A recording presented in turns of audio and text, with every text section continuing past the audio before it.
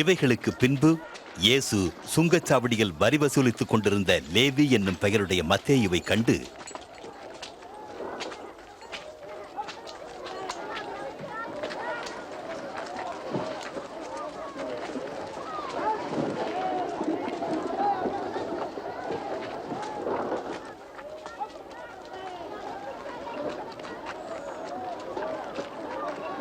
என்னை பின்பற்றி வா.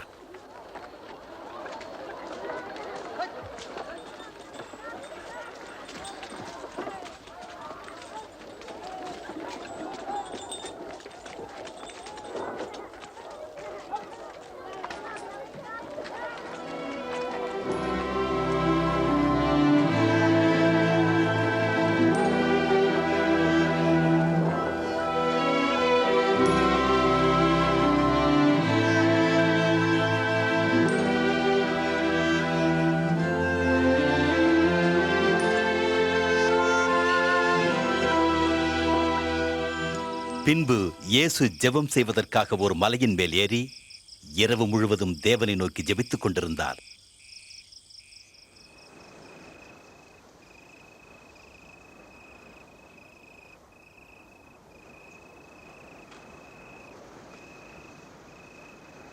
பொழுது விடிந்தபோது தம்முடைய சீடர்களில் 12 பேரை தெரிந்து கொண்டு அவர்களுக்கு அப்போஸ்தலர் என்று பெயரிட்டார்.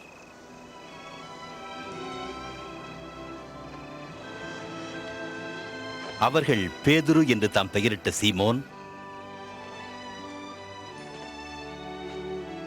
அவன் சகோதரனாகிய அந்திரேயா,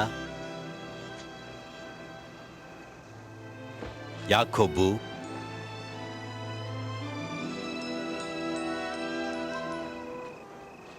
யோவான்,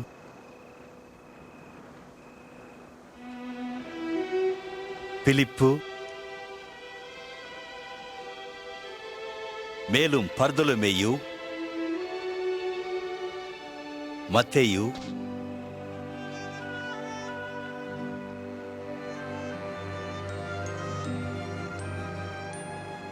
தோமா,